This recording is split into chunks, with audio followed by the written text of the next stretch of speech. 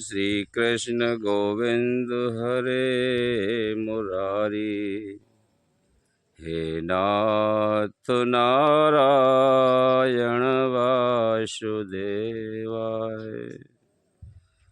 ओम श्री कृष्ण गोविंद हरे मुरारी।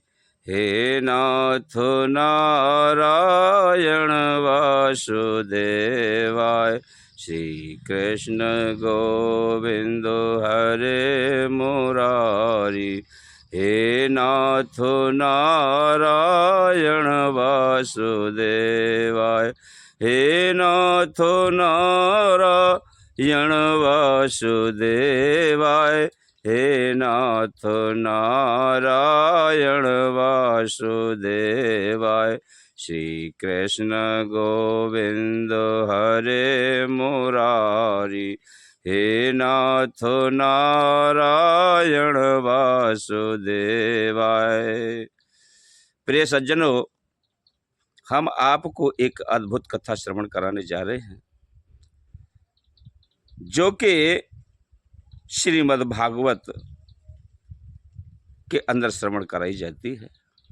गीता में कहा गया है, जो भक्ति पूर्वक मुझे पत्र, फूल, फल आदि प्रदान करते हैं, मैं उन शुद्ध चित्त भक्तों के द्वारा भक्ति पूर्वक अर्पित उन वस्तुओं को ग्रहण करता हूँ।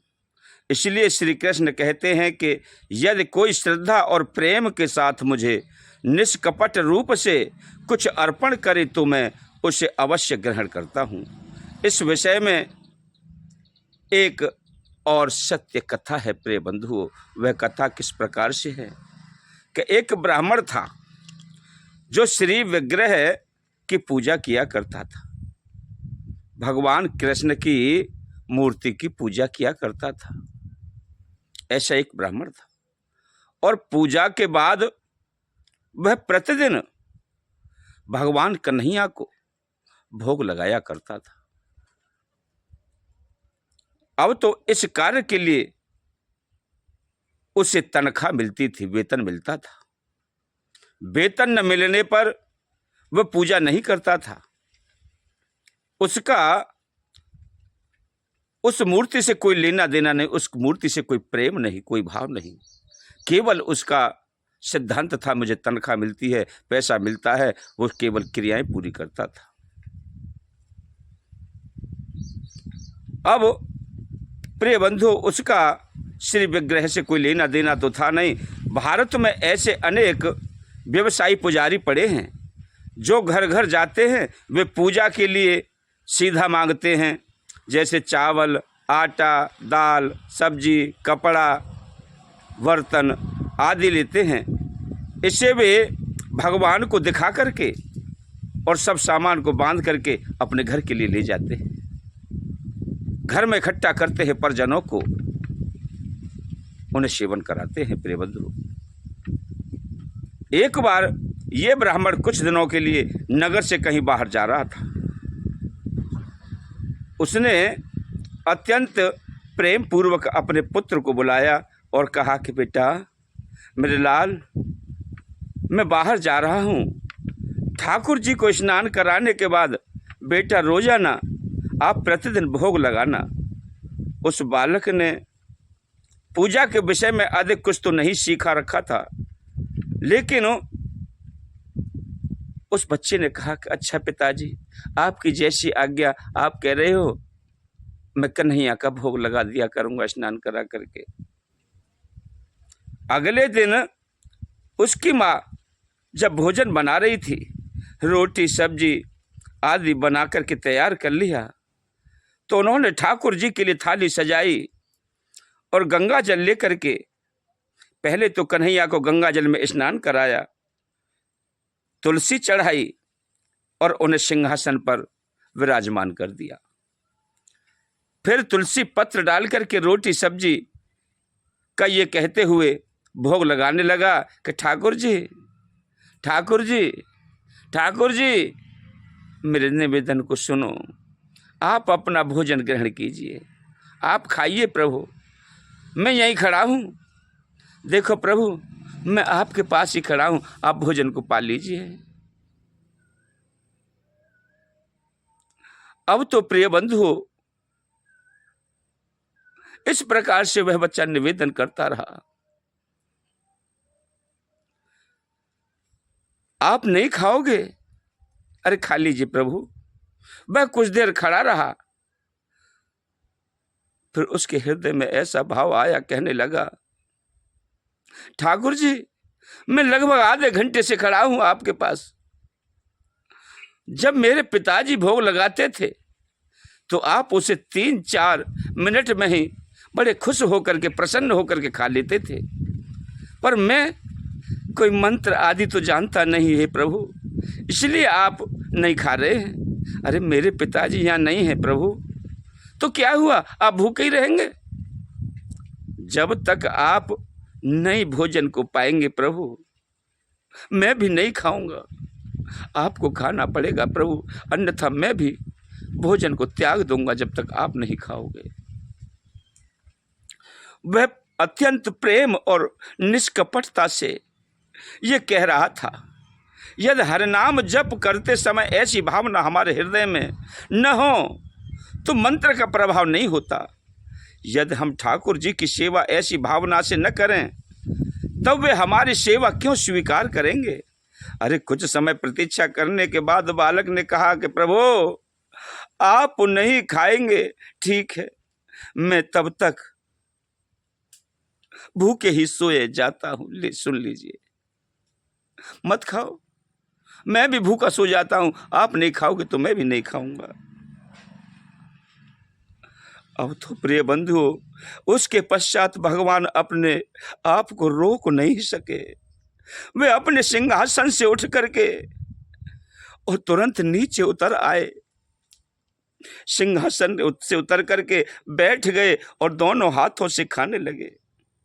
उन्होंने प्रसन्नता पूर्वक थाली में जो कुछ था उसे प्रेम से खा लिया। वह बालक बड़ा प्रसन्न हुआ और खाली थाली को लेकर के रसोई घर में वापस करने के लिए जब गया तो माँ ने पूछा कि बेटा, भगवान ने भोजन कर लिया? हाँ माता जी, भगवान ने भोजन खा लिया और मैं उन्हीं को खिला करके आ रहा हूँ। बालक की माँ ने कहा कि उन्होंने खा लिया, इससे तुम्हारा क्या अर्थ है? रोटी कहाँ गई? सब्जी कहाँ है? भगवान कहीं भोजन खाते हैं? अरे मूर्ति कहीं भोजन खाएगी? कहाँ है बेटा, भोजन कहाँ रख दिया तूने? अब तो बच्चा निराश होने लगा, कहने लगा, माँ, मेरे प्रभु ने भोजन को पा लिया है। मेरे सामने सिंहासन से उतर करके उन्होंने बड़े प्रेम के साथ थाली से दोनों हाथों से भोजन को प्राप्त किया है। माता जी, आपको शंका है, ये गलत है। अब तो प्रिय बंधु, अगले दिन बालक ने भगवान को पुनः उसी प्रकार भोजन कराया। इस प्रकार से उससे अगले दिन ब्राह्मण वह घर पर आ गए हैं और उनकी पत्नी ने उनसे कहा कि पिछले 2 रातों से हम बिना कुछ खाए पिए ही सो रहे हैं प्रभु। हे नाथ, हमारे पेट के लिए कोई भोजन नहीं है। ठाकुर जी को जो कुछ अर्पण किया गया वे सभी खा गए, क्योंकि ठाकुर जी को भोग लगाते थे वो उसे खाते नहीं थे। आप जब लगाते थे तो हम उस भोजन को खा लेते थे। अब ठाकुर जी मेरे लाल के भोजन लगाने पर वह सारा भोजन चट कर जाते हैं। अब हमारे खाने के लिए कुछ नहीं बचा प्रभु, अब कैसे जीवन यापन करें? 3 दिन हो गए भूखे रहते। ठाकुर जी ने खा लिया। इस प्रकार कुछ सोच विचार करने के बाद ब्राह्मण ने अपने पुत्र को बुलाया और कहा, मेरे पुत्र, मुझे लगता है कोई चूहा आकर के सारे भोग को खा गया होगा। चूहे पुराने सिंहासन के नीचे अपना बिल बना लेते हैं मेरे लाल, और वहां आराम से रहते हैं। उन्हें भोजन की थाली में कुछ घी भी मिल जाता है, जो दीपक जलाने के लिए घी होता है उसे भी वह पी जाते हैं। बड़े आराम से रहते बेटा, चूहों ने खा लिया होगा। अब तो प्रिय बंधुओं, बालक ने हट करते हुए कहा, नहीं नहीं पिताजी नहीं, ठाकुर जी ने स्वयं भोजन पाया है। अच्छा अच्छा, आज रात भी तुम ही भोग लगाना। पिताजी ने कहा कि आज रात को बेटा तुम ही भोग लगाना, मैं देखूंगा। उस रात जब उनका पुत्र भोग लगा रहा था, ब्राह्मण निकट में ही छिप गया और देखने लगा कि ठाकुर जी सचमुच में खाते हैं या नहीं। उस बालक ने कहा, प्रभु आप देरी क्यों कर रहे हैं, और जल्दी आइए और भोग ग्रहण कीजिए प्रभु। किंतु ठाकुर जी अपने स्थान पर ही स्थिर रहे। तब बालक ने कहा कि हे प्रभु, आप खा क्यों नहीं रहे हैं, आप विलंब क्यों लगा रहे हैं, इतनी देरी क्यों कर रहे हैं प्रभु, क्या हो गया, आप भोजन को क्यों नहीं पाते। अरे मैं निवेदन कर रहा हूं, आप भोजन पा लीजिए। तभी एक उसी क्षेत्र से मृदु आवाज आई, मधुर आवाज की ध्वनि श्रवण की उस बच्चे ने। वह सुनाई दी उस बच्चे को। क्या आवाज थी, आज तुम्हारे पिताजी बेटा छिप करके इस दृश्य को देख रहे हैं, मैं इसलिए नहीं आऊंगा, इसलिए आपके भोजन को नहीं पाऊंगा, आपके पिताजी छुप करके देख रहे हैं। अब तो ठाकुर जी ने कहा, जाओ और अपने पिता को स्पर्श करके आओ, उन्हें छू करके आओ। बालक ने वैसा ही किया। उसी समय बालक के कुछ भाव अपने पिता के अंदर भी प्रकाशित हो गए। जैसे ही पिताजी को उस बच्चे ने छुआ तो प्रिय बंधुओं, जिस प्रकार एक ट्रांसफार्मर होता है, वहां से बिजली आती है एक बल्ब के लिए। जब बल्ब को कोई टच करता है, उसमें करंट निकला हुआ होता है, उसे छूता है तो उसमें तो करंट आता ही है, लेकिन जो बिजली जिसमें आ रही है उसको कोई टच करता है तो उसमें हैवी करंट लगता है, उसमें ज्यादा पावर से आ जाती है। इसी प्रकार उस बच्चे को टच करने के बाद उसके पिता में वो शक्ति जागृत हो गई और ब्राह्मण ने देखा कि ठाकुर जी सचमुच में ही भोजन ग्रहण कर रहे हैं। पूजा करने के लिए भगवान की प्रसन्नता ही प्रधान है, ऐसी भावना अवश्य है। यदि ऐसी भावना और श्रद्धा न हो तो समझना चाहिए कि अभी पूजा करने का अधिकार नहीं आया। यहाँ एक बात समझनी आवश्यक है, जो कुछ भी भगवान की प्रसन्नता के लिए निवेदन किया जाता है वह अंततः हमारे ही सुख के लिए होता है। प्रिय बंधुओं, इस प्रकार से भगवान कन्हैया को उस नन्हे से बच्चे ने भोजन कराया और अपने माध्यम से जो नाटक करते थे उनके पिताजी, व्यवसाय करते थे, उसका धन उगाते थे, मजदूरी लेते थे, आज उनको भी पुत्र के माध्यम से दर्शन हुआ। बोलिए कृष्ण बलदेव की जय। अरे गोविंद मेरो है, गोपाल मेरो है, श्री बांके बिहारी नंदलाल मेरो है। गोविंद मेरो है, गोपाल मेरो है, श्री बांके बिहारी नंदलाल मेरो है। गोविंद मेरो है, गोपाल मेरो है, श्री बांके बिहारी नंदलाल मेरो है।